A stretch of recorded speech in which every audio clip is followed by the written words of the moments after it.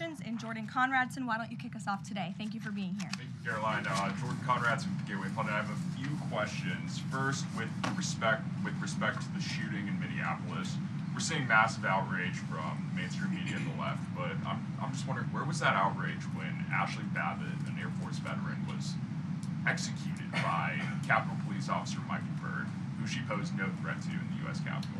Well, you raised a very important point, which I also believed I just raised as well in those opening remarks, in that there has no doubt been selective outrage by the liberal biased media in picking and choosing victims and highlighting their stories. And as I've said, President Trump does not want any Americans to lose their lives in the streets of America and in American communities across the country. He believes what happened on Saturday is a tragedy, but every life is equal to President Trump, and that's why the lives of Laken Riley and Jocelyn Nungray continue to matter to him and be an utmost priority to him to this very day. And it's unfortunate that we did not see the same type of sensationalist media coverage over the tragic deaths of those innocent American women and girls across the country as we are in the wake of this tragedy that took place on Saturday. Gabe. Sure, go ahead, Jordan. I want to get your response to this. The Arizona Attorney General, just days before this shooting in Minneapolis, she seemingly encouraged rioters to go out and shoot and kill ICE agents. And I'll quote her here. She said, "If you reasonably believe your life's in danger and you're in the house or in your car or on your property, you can defend yourself with lethal force." And she said that you can't tell if ICE agents are law enforcement or imposters, and it becomes an issue of whether you reasonably believe they were law enforcement. Do you have a response to that, and does the White House believe that she should be held accountable for these remarks? Such dangerous rhetoric, as I pointed out, is exactly what has brought us to this position today, where you have elected Democrat officials across the country who are encouraging left-wing agitators and crazy people to go out and unlawfully obstruct lawful immigration enforcement. Again, these brave men and women of ICE and Border Patrol and the federal enforcement are just trying to do their jobs to enforce our nation's immigration laws and to go after the worst of the worst in this country. I would encourage everyone in this room, and I would encourage the Arizona Attorney General to look at the video of an ICE agent in Minneapolis. He was approached by left-wing agitators who were honking their horns and were screaming slurs at him, and he rolled down his window and he said, "What are you doing? I am out here trying to catch a child predator, somebody who has convicted crimes against an innocent child, and you are trying to obstruct me from doing my job." This rhetoric against ICE, comparing them to Nazi Gestapo, Donald Trump's police force, is despicable, it is shameful, and it is precisely what has led to the escalation of tensions in Minneapolis and in other places across the country. Gabe, go ahead. Be looking to her for justifying violence? I would defer you to the Department of Justice on that. Thank you, Caroline. Regarding Minnesota, on Saturday, the Department of Homeland Security posted that Preddy looks like he wanted to do maximum damage to massacre law enforcement. Stephen Miller on Saturday posted that, or called Preddy a would-be assassin. Why did administration officials jump to conclusions before an investigation had even been conducted? Well, look, this has obviously been a very fluid and fast-moving situation throughout the weekend. As for President Trump, whom I speak for, he has said that he wants to let the investigation continue and let the facts lead in this case. With regards to the deployment of Tom Homan to Minneapolis, should the deployment of Mr. Homan to Minneapolis be seen as a sign that the president is dissatisfied with how the officials on the ground had handled the incident? No, Mr. Homan is doing an exceptional job, and he has been working with Secretary Noem and President Trump over the course of the last year.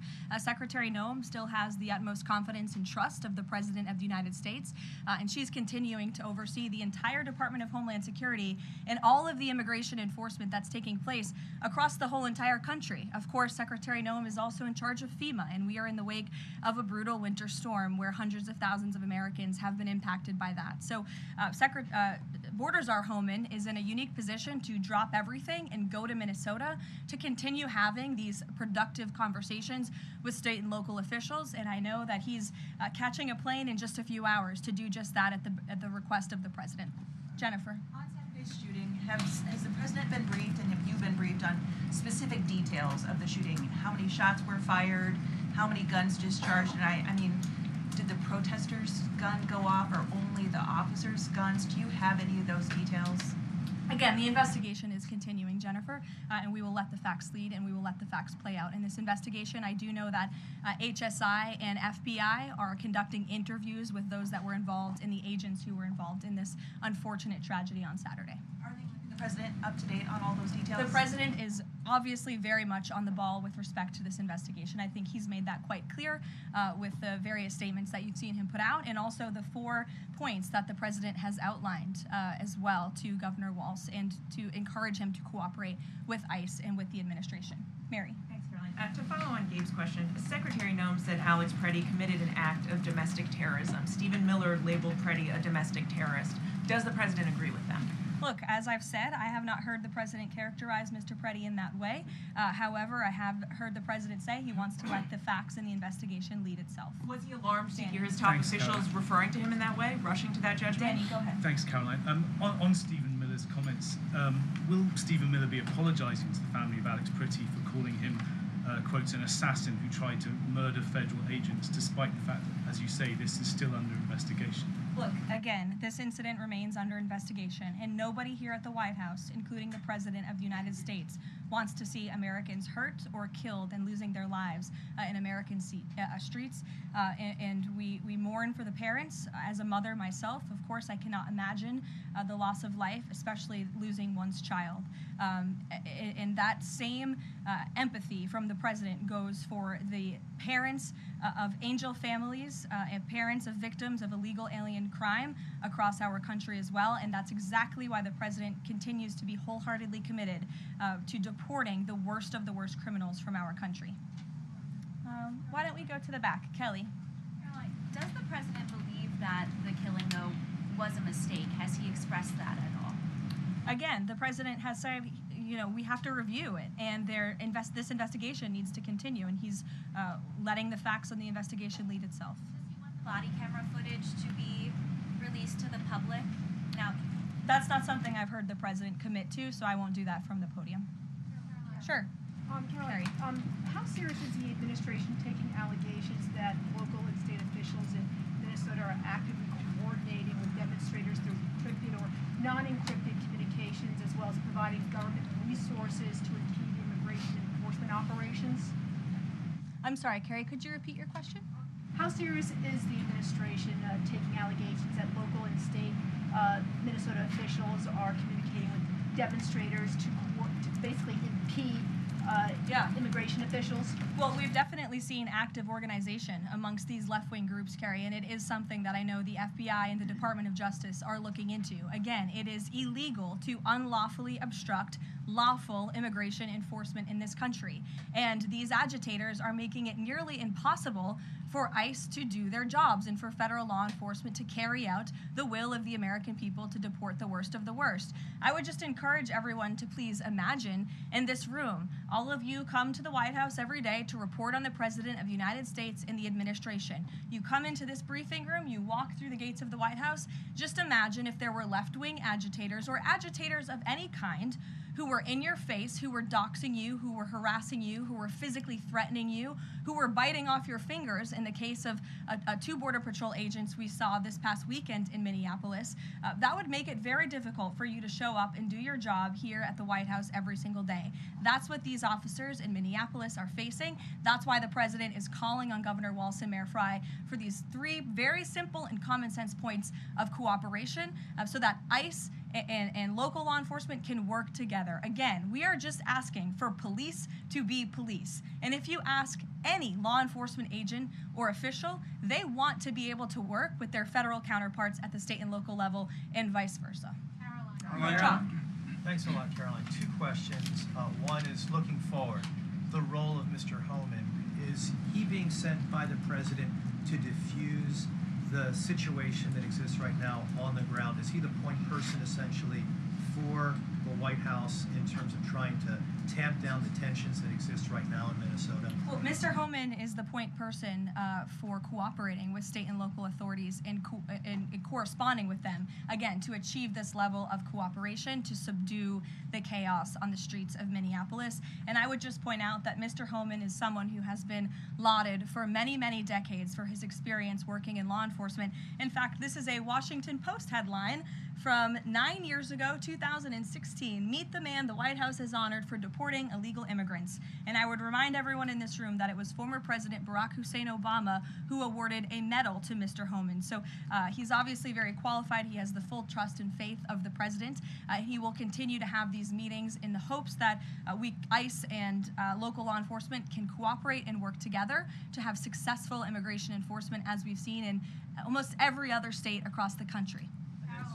Jake. And secondly, Caroline, can you talk a little bit about tomorrow's trip by the president to Iowa, what the purpose of that trip is, and what the goals of that trip are? Sure, yes. Tomorrow, President Trump will be traveling to Des Moines, Iowa.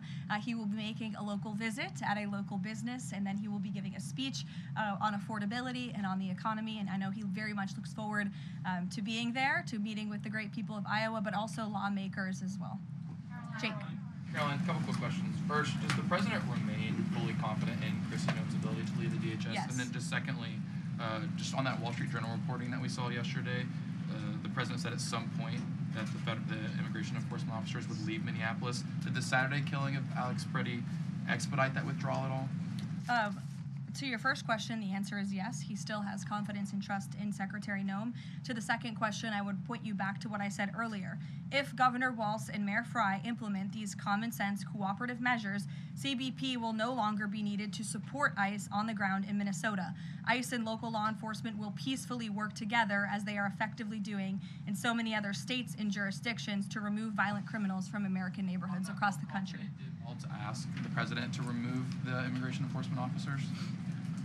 He asked the president to scale down, and the president reiterated what the president put out in his statement yesterday and what I'm sharing with all of you as well. I would just add on this level of cooperation a few statistics that I think are very important. 7 of the top 10 safest cities in the United States cooperate with ICE. And we've seen historic turnaround in safety in cities that have chosen to cooperate with ICE, that are not just led by Republicans, but also look right here in Washington, D.C. We had a great level of cooperation with Mayor Bowser and the local government, and we have been able to remove thousands of illegal aliens from the District of Columbia, where you all live, so you can thank President Trump for that. The murder rate in Washington, D.C. has plummeted as a result. There were no riots, there were no protests, nobody was tragically killed as a result of that level of cooperation between federal and local authorities. And again, that's all the president is asking for in Minnesota. It's totally common sense. Jared, go ahead. Thank you. Caroline, in this process, you continue to describe the situation in Minneapolis as chaos. Was there any mistake made by Secretary Noem that led the president to send Mr. Homan there? I'm sorry, I don't understand your question. Did Secretary Noem make a mistake which led to...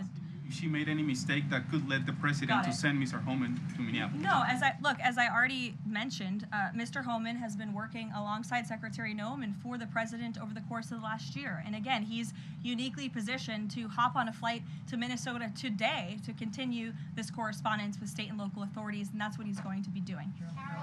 Fran. Caroline, is it the White House's position that Americans have the right to show up to these ICE operations and film, document, or protest the law enforcement actions? All Americans have a First Amendment constitutional right, of course. But Americans do not have a constitutional right to impede and obstruct lawful immigration enforcement operations. That is actually a crime, and it's something that we've seen taking place in the streets of Minneapolis, which again is leading to these dangerous circumstances that these federal law enforcement officers have been forced to work within. Back to the call with Governor Walz this morning, the president described it as respectful. He said, we seem to be on a similar wavelength, but you had strong criticism for the governor and the Minneapolis mayor, Jacob Frey, just now. So could you explain the difference in tone between what the president had said in his True Social post and I think some of the criticisms that you just levied from the podium? Fran, I think the criticisms that I laid out, I'm painting the picture for all of you in this room, are what led to the moment that we are in today, where Governor Walz and President Trump are having a conversation, a constructive and productive conversation to end the chaos and the lawlessness that has taken place in Governor Walz's state. Elena. Thank you. I had a question. With Homan now going to Minnesota, is Gregory Bovino also going to remain in Minnesota overseeing these ICE operations? Mr. Bovino is a wonderful man, and he's a great professional. He is going to very much continue to lead Customs and Border Patrol throughout and across the country. Mr. Homan will be the main point of contact on the ground in Minneapolis. And to follow up, given what we've heard from several Trump administration officials, people like Stephen Miller, as people point out, calling him a domestic terrorist, Bovino saying that Preddy was out to massacre law enforcement, why not require ICE agents to wear body cameras to clear up some of the disputes that we are hearing from witnesses and video footage versus what the administration has been saying? Well, that's a policy question that I know the policy folks in the building are having with members on Capitol Hill, and I'll leave it to them and the president to make that decision. And I just my final question is on, you were talking about the level of cooperation that the president talked about with Governor Walz. Will the administration commit to cooperating with local officials on this investigation into Alex Preddy? The president spoke about this with Governor Walz and said he would have a discussion about it. He did not make a commitment, and so therefore I won't make that commitment here. I would just remind all of you in the media, because I've seen a lack of reporting on this fact, there are investigations into what took place on Saturday. The Homeland Security investigations and the FBI have teamed up for an investigation, and there's also an internal CBP investigation, an internal review of what is happening on the ground in Minnesota. The president supports those investigations, and as I've said repeatedly, he wants to see them move forward. Phil. FBI Director CASHAPP said in a Sunday interview, quote, "You cannot bring a firearm loaded with multiple magazines to any sort of protest." Does the president believe the Second Amendment rights remain in effect even when protesting? The president supports the Second Amendment rights of law-abiding American citizens, absolutely. There has been no greater supporter or defender of the right to bear arms than President Donald J. Trump. So while Americans have a constitutional right to bear arms, Americans do not have a constitutional right to impede lawful immigration enforcement operations. And any gun owner knows that when you are carrying a weapon, when you are bearing arms, and you are confronted by law enforcement, you are raising the assumption of risk and the risk of force being used against you. And again, that's unfortunately what took place on Saturday. Will his mission continue to be focusing on illegal immigrants with a criminal history, or will it be on illegal immigration generally? Mr. Homan will continue to enforce our nation's immigration laws, especially deporting the worst of the worst criminals in Minnesota who have committed violent offenses. And I would just remind all of you that this important work is continuing to be carried out. In just the last few days, I'm happy to provide this packet to anyone in the room. ICE has arrested multiple violent criminals, illegal aliens within Minnesota. Many of them have convictions for assault, driving under the influence, fraud.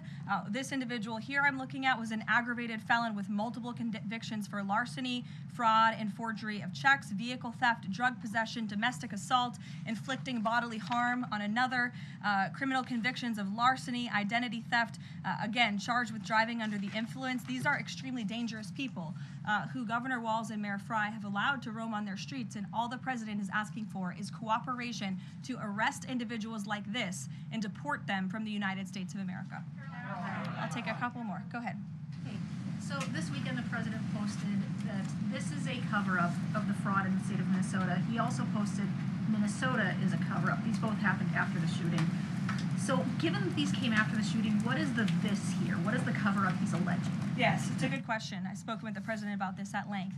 What the president is referring to is the fact that you have Governor Walz and, again, the mayor, who have been encouraging these left-wing agitators to come out and to harass and to dox and to threaten ICE and to make this conversation about and smear lies about federal law enforcement who, again, are just trying to do their jobs in an attempt to distract from the widespread, massive fraud that has taken place in their state. billions and billions of dollars has been stolen from law-abiding taxpayers in Minnesota, and the administration continues to be very focused on getting to the bottom of it, and especially, and the president raised a good question over the weekend, with respect to Congresswoman Ilhan Omar, who now has a net worth within the millions, and one must ask themselves, why and how is that possible? Is she connected to the fraud rings that we have seen taking place within her state and her own district? It's a question the American people are raising, and the president believes it's one worth answering. Haley. Thanks, Caroline. I want to go back to some of the comments from Stephen Miller and Secretary Noem. You've made clear the president wants to see the investigation play out when answering some of the questions on the specific details. Is he concerned that some of those definitive statements made by other officials risks public perception of the credibility of those investigations now playing out? Again, the president believes that these investigations are credible, they are continuing, they are active, and he wants to let them play out. Alex. Caroline, thank you. Is the administration willing to separate DHS funding from other funding bills in order to avoid a broader shutdown? Look, at this point, the White House supports the bipartisan work that was done to advance the bipartisan appropriations package, and we want to see that passed. Policy discussions on immigration in Minnesota are happening. Look, the president is leading those discussions, as evidenced by his correspondence with Governor Walz this morning, but that should not be at the expense of government funding for the American people, which would include, as you know, Alex, FEMA funding, and we are in the midst of the storm that took place over the weekend, and many Americans are still being impacted by that. So we absolutely do not want to see that funding lapse, and we want the Senate to move forward with passing the bipartisan appropriations package that was negotiated on a bipartisan basis. And secondly, there's another round of Russia-Ukraine talks this weekend, Sunday. If you can walk us through with the president, how he'll be involved in that, if at all. We'll be talking to President Putin, President Zelensky ahead of those meetings. I'm not tracking any scheduled calls at this point in time. However, the president remains deeply involved, and of course he's being apprised by his advisors, namely Jared Kushner and Special Envoy Witkoff, on these talks. They had a multilateral meeting this past weekend, which didn't get a ton of coverage, but that was historic in nature, where the president's team has really brought two sides of this war to the table together to move the ball closer towards peace. So the president is not giving up on the peace process. He obviously just met with President Zelensky when we were in Davos, Switzerland, but I'm not tracking any calls scheduled for this week.